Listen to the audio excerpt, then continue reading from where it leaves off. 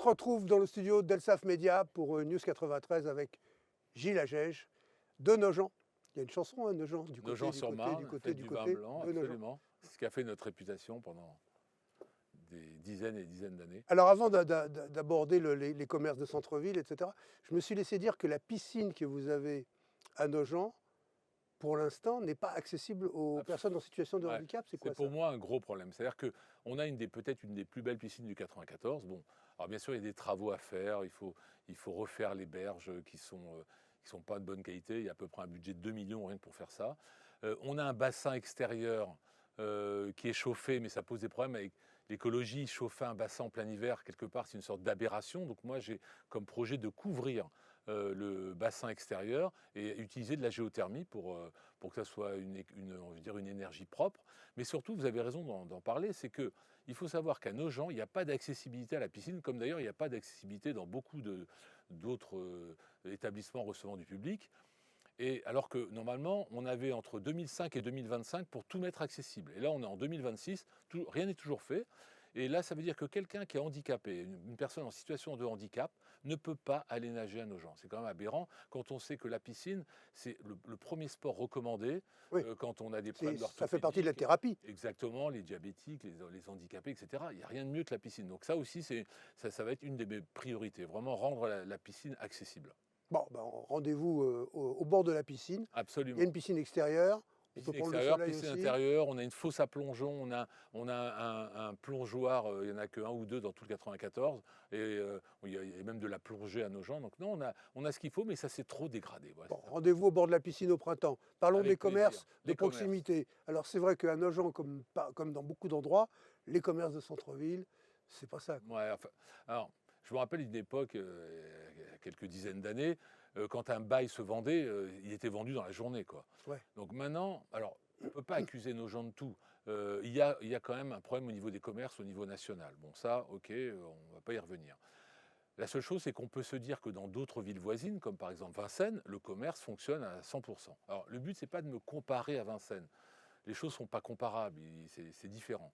Mais ce que je reproche, c'est qu'on ne fait pas ce qu'on devrait faire. C'est-à-dire, grosso modo, déjà, pour que les commerces fonctionnent, il y a des règles d'or. Vous savez, on dit toujours nos parkings, nos commerces. Si les gens ne peuvent pas se garer correctement ou s'ils n'ont pas accès aux boutiques d'une manière ou d'une autre, parce que ça peut être en voiture, mais ça peut être aussi en vélo, ça peut être avec des navettes électriques, les commerces ne fonctionnent pas. Or là, on a mis en place un système de stationnement qui est très pénalisant pour les gens, qui coûte cher, et donc qui en subit les conséquences, c'est les commerçants. Donc c'est vrai que ça pose un vrai problème. Et ça, vous allez le réformer? Alors justement, le plan stationnement, j'ai un plan pour le réformer. Alors vous savez qu'on a signé une convention avec Indigo pour 25 ans, donc je ne peux pas casser la convention, mais par contre je peux l'améliorer. Et j'ai un plan pour l'améliorer pour que ça soit plus facile pour les commerçants et les Nogentais. La deuxième chose, c'est qu'il faut un vrai management de centre-ville.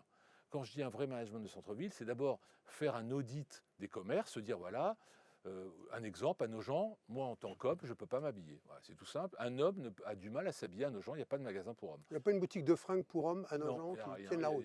non, il n'y a pas de. Il y a peut-être une petite que je vois très bien, mais il n'y a pas grand-chose par rapport à 30 000 habitants. Quoi. Ah oui. Et donc on est obligé d'aller au centre commercial. Au centre commercial, à Paris, à Vincennes. Au Vallée des Marques, là-bas. Les gens, malheureusement, vont beaucoup à Vincennes ou dans les galeries marchandes.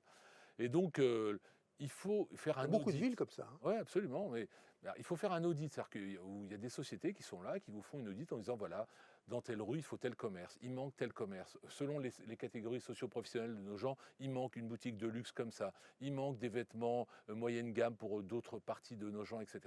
Donc ça, je vais faire ce qu'on appelle un audit.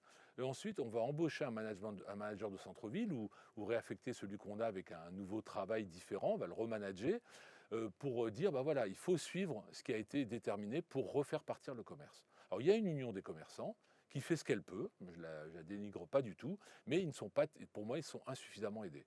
Donc, le parking, l'animation, il faut beaucoup d'animation. On s'est aperçu que quand c'est des fêtes comme Halloween, il y a un monde fou dans les rues, un monde fou quand c'est la fête de la musique. Les gens ne demandent qu'à sortir. Les gens demandent que sortir dans la rue. Donc, il faut leur proposer. On ne va pas faire une braderie d'une demi-journée comme à Nogent ou d'une journée. On va faire une braderie de 2 jours. Puis, on ne va pas la faire qu'en été. On va la faire en hiver. Pourquoi est-ce qu'on ne fait pas de braderie en hiver? Donc, voilà, il y a plein de choses à faire pour que les gens sortent dans la rue et consomment. Voilà. Alors, sans anticiper sur les résultats de l'audit, prenons cet exemple que vous avez cité des boutiques de fringues pour hommes. Il y en avait, elles ont fermé. Ouais, absolument. Il y avait... Pourquoi elles ont fermé? Est-ce que c'est parce qu'il n'y avait pas de clientèle? Qu'est-ce qui vous fait penser qu'il y aurait de la clientèle pour celles que vous allez faire ouvrir? Est-ce qu'il y avait un problème d'offre? Est-ce qu'il y a un problème de demande? Est-ce que les gens de Nogent ne s'habillent pas tous de la même façon? Ouais. Enfin bon. Il y a plusieurs... Disons qu'une boutique fermée attire une boutique fermée. Oui. Une franchise qui arrive attire une autre franchise. C'est toujours pareil. C'est comme les restaurants. Quand on me dit il y a trop de restaurants, je fais non. Chaque fois qu'on met un restaurant à côté d'un autre, les deux sont remplis. Oui. Vous en mettez un troisième, les trois sont remplis. Donc c'est comme ça que ça marche. Mon père était commerçant, donc j'avais quelques petites notions là-dessus. Et puis moi-même, je suis commerçant. Je suis dans la grande rue. Bon, même si je ne vais pas chercher mes clients dans la rue, voilà, quand la rue circule, il y a des gens qui passent, qui me voient. Quand ça ne circule pas, personne ne nous voit, quoi. Donc faire venir des marques qui attirent les gens. On n'a pas, par exemple, de magasin de sport. Donc, quelqu'un qui veut acheter des shorts de tennis ou de foot, etc. Obligé d'aller dans les grandes enseignes, voilà, dans les centres commerciaux. Exactement, il va dans les galeries et tout. On aurait un petit Go Sport réduit, un petit Décathlon, ou même une petite boutique d'un privé de sport, mais ça marcherait tout de suite. Mais encore, il faut qu'il ait envie de venir, donc il faut qu'il se dise, est-ce que je vais Comment vous allez concrètement encourager l'installation? Il y a plusieurs. D'abord, il y a une chose qui est assez claire à nos gens, c'est que les loyers sont trop élevés. Et donc, pour quelqu'un qui a les reins solides, oui, vous remarquez, les boutiques qui sont là depuis longtemps sont toujours là. Parce qu'elles ont les reins solides. Elles ont remboursé leurs prêts, etc. Donc, elles fonctionnent. Mais quelqu'un qui arrive, quand la deuxième année arrive et qu'il faut faire les rattrapages d'URSSAF, là, ça commence à faire mal. Ouais. Quand je vois ouvrir une boutique qui fait des macarons et qu'elle paye 3 000 € de loyer par mois, je me dis... Il va falloir qu'on fasse beaucoup des macarons, quoi, ouais, vraiment pour que ça marche. Donc il faut bien choisir les boutiques qui sont capables de le faire. Les loyers, c'est une chose importante, franchement. Vous pouvez agir sur les loyers? Oui, absolument. Pourtant, c'est des privés, non? Non, alors justement, d'abord, je vais agir de deux manières. La première, c'est que quand je vois une boutique qui se vend, avant qu'elle soit revendue à un vendeur de lunettes ou à une onglerie ou une banque, on va faire préemption, nous, la ville. On préempte le bail et puis on replace une activité qu'on a envie d'avoir. Qui fait vivre. Qui fait vivre la ville et qui manque surtout. Et même, on peut même aller plus loin, c'est-à-dire qu'on peut très bien se dire, voilà, j'ai deux jeunes Nogentais qui ont un concept, ils veulent faire, je sais pas moi, des vêtements écologiques, je sais pas, quelque chose comme ça. Et ben, on va les aider. Ils sont des Nogentais, on va les aider, on va les installer, loyer bas pendant 2 ans. Vous prenez une partie des loyers à votre compte. Surtout que ce sera à nous le bail, donc on met le loyer qu'on veut. On met un loyer plus bas, et puis on les laisse partir. Et quand ils commencent à se renflouer un peu, faire du cash, on remonte au loyer normal et puis on leur redonne le bail. Parce qu'une ville n'a quand même pas comme velléité de garder les baux, quoi. C'est pas son truc. Le deuxième élément important, c'est qu'il y a des magasins qui sont fermés. Parce que les propriétaires, grosso modo, se disent, moi, si je loue pas 4 000 €, je loue pas. Eh ben, on va mettre en place quelque chose qui existe mais qui n'est jamais fait. C'est une taxe sur la vacance commerciale. C'est-à-dire qu'on va taxer les propriétaires qui ne louent pas. C'est-à-dire que soit ils baissent leur loyer, soit ils payent une taxe. Et ça, on peut le faire. Une ville a le pouvoir de faire ça. Et comme ça, ils vont peut-être se dire, je vais louer, au lieu de louer 4 000, je vais louer que 3 000, quitte à payer une amende. Hein. Et puis, ça va faire une activité supplémentaire. C'est un travail. Je ne dis pas que j'ai la solution, mais il faut explorer toutes les pistes. L'animation, le stationnement, taxer, faire de la publicité, que nos gens rayonnent, quoi, en fait, qu'on retrouve un peu ce qu'était. Moi, je sais, quand j'allais en vacances, même au Pérou, je disais, je viens de Nogent-sur-Marne, je disais, ah, la fête du vin blanc. Et donc voilà, ça, on ne me dit plus ça maintenant. Hein. Enfin, on me le dit encore, mais à part que la fête du vin blanc, elle n'existe plus depuis 30 ans, quoi. Ouais, et puis après, la promotion de la boisson avec les lois. C'était très local, c'était vraiment une petite production. En plus, il n'était même pas très bon. Donc, c'est comme le vin de Montmartre. Voilà, c'est exactement ça. Il ne faut pas le goûter. Hein, il faut le vanter, mais il ne faut pas le goûter. C'est l'amour qui rend aveugle pour notre petit vin. Alors, ce n'est pas du petit commerce, mais comme vous êtes vétérinaire, vous allez comprendre ma question. La santé. Les médecins généralistes à Nogent, les médecins spécialistes à Nogent. Alors, c'est une excellente question pour moi. La santé, c'est très important. Bon. D'abord parce qu'on a quand même des personnes d'un certain âge, on a même des jeunes parfois qui ont besoin d'être suivis, etc. Alors, le concept de dire qu'il n'y a pas assez de généralistes, là, franchement, à Nogent, il n'est plus vrai. Surtout que là, il y a une maison médicale qui vient d'ouvrir récemment et qui va mettre quasiment 6 ou 7 généralistes d'un coup. Donc, je ne pense pas qu'on manque de généralistes. On va manquer de spécialistes. Certains spécialistes, c'est vrai que aller voir un dermato à Nogent, ça devient compliqué. Donc, dans quelle mesure on peut aider, nous, la ville? C'est pas facile de faire venir un spécialiste en lui disant, voilà, ben, tu viens. Parce que c'est vrai qu'un dermato qui s'installe à Nogent, il remplit son cahier de rendez-vous pour les 6 mois à venir en quelques jours, quoi. Alors il faut qu'il ait envie de venir, il faut qu'on puisse éventuellement lui proposer des locaux bien placés, enfin qu'il y ait une Des forme d'aide. avantages, un cadre de Mais ces vie, gens-là, honnêtement, les vous dermatos, lui les déroulez le tapis ophtalmos, rouge, quoi. ils ont quand même les moyens de se payer un local correct. Enfin, je veux dire, donc Peut-être je pas suis tout de suite, peut-être pas au départ. peut-être pas au départ, voilà. Donc ça, c'est la première chose. Mais ça, on va dire, c'est le rôle un peu, c'est ce que dit tout le monde. Moi, j'ai un autre projet qui est un peu plus ambitieux à Nogent, c'est le fait que je veux mettre en place des parcours de santé. C'est-à-dire que il y a à Nogent le CPTS, qui est une communauté professionnelle territoriale de santé, qui représente Nogent, Brie, Le Perreux, qui sont une association de professionnels de santé et qui travaillent avec l'ARS et qui ont des moyens et surtout qui savent faire. Et je voudrais que ce CPTS travaille avec la ville pour mettre en place des parcours de santé. Et je pense essentiellement à 3 parcours de santé en étant très rapide. D'abord pour les jeunes, c'est-à-dire faire un parcours de santé pour les jeunes qui sont parfois en difficulté, la drogue, l'addiction d'une manière générale, l'alcool, la violence, enfin l'isolement, etc. Donc je pense aussi aux personnes âgées qui sont ou isolées toutes seules, les enfants ne sont pas là, ou des personnes, vous savez que les personnes âgées ont souvent des polytraumatismes, donc ils sont plus ou moins en situation de handicap, donc c'est pas facile, ils ne savent pas où aller pour voir les médecins, etc. Et mon troisième axe, c'est les femmes, soit les femmes seules, les femmes battues, et puis aussi les douleurs. Vous savez qu'il y a une pathologie qui s'appelle les douleurs pelviennes chez les femmes, qui est un Ouais. vrai défi thérapeutique. Quand je dis un défi thérapeutique, c'est qu'elles ne savent pas où aller pour se faire soigner. Endométriose. Voilà, entre autres.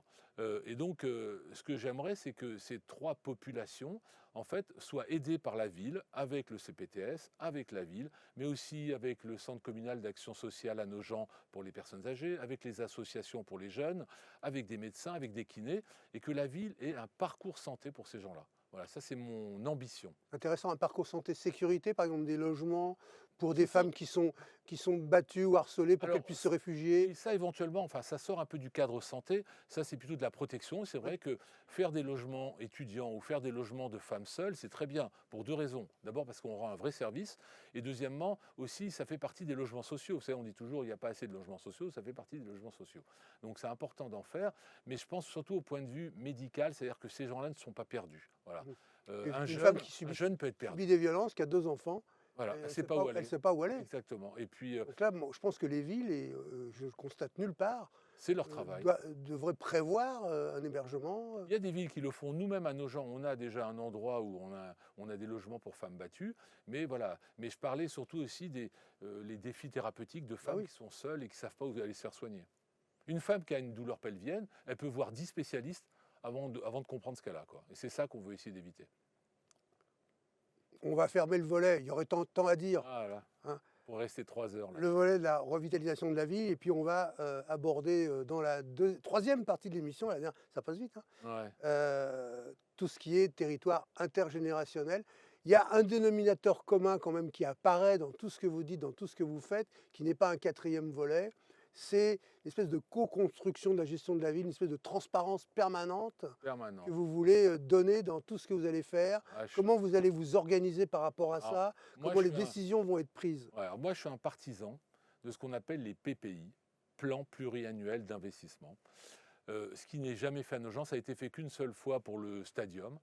Et alors que ça pourrait être fait quasiment pour tout. C'est quoi un plan pluriannuel? C'est dire simplement, voilà, je vais faire une réflexion des trottoirs de Nogent, ce qu'on peut faire, les trottoirs les plus abîmés. Et bien voilà, je vous dis, je vais mettre 300 000 € par an pendant 6 ans. Et à la fin de chaque année, on peut me dire, est-ce que vous avez dépensé les 300 000 €, oui ou non? Si vous ne l'avez pas fait, pourquoi? Je ne l'ai pas fait parce qu'il y a eu le Covid, je ne l'ai pas fait parce qu'on a eu des inondations, enfin voilà. Mais il y a une raison, autrement on fait. Mais les indicateurs de performance en quelque Voilà, sorte. c'est-à-dire que je m'engage sur quelque chose, je le fais par an pendant 5 ans. Je veux faire ça pour la rénovation des trottoirs, mais je veux le faire aussi, évidemment, on n'a pas parlé un peu, mais pour la végétalisation.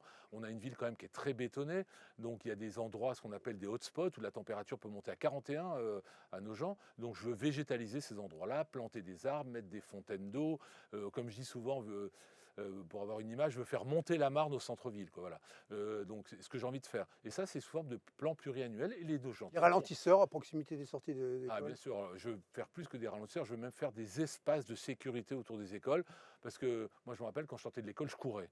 tout de suite, je ne sais pas pourquoi, on court en sortant de l'école, peut-être pour avoir attrapé son goûter, mais donc on court. S'il y a un trottoir à moins d'1 mètre, c'est dangereux. Donc oui, je vais faire des espaces évidemment de sécurité, puis aussi des aménagements pour les parents, parce que les voitures se mettent n'importe où quand ils viennent chercher leurs enfants, donc il faut que les gens prennent l'habitude de venir à pied ou en vélo, et puis en voiture, on essaye de mettre je veux quand même faire quelque chose d'apaisé entre les voitures, les vélos, les piétons. J'ai pas d'a priori sur aucun des trois. Je suis les trois. Moi, je marche, j'ai une voiture électrique, je fais du vélo et je suis même motard. Donc voilà, il faut que tout le monde vive en harmonie à ce niveau-là. Ça nous amène au troisième volet, au troisième grand pilier de votre projet pour la ville. On se retrouve dans une toute petite minute.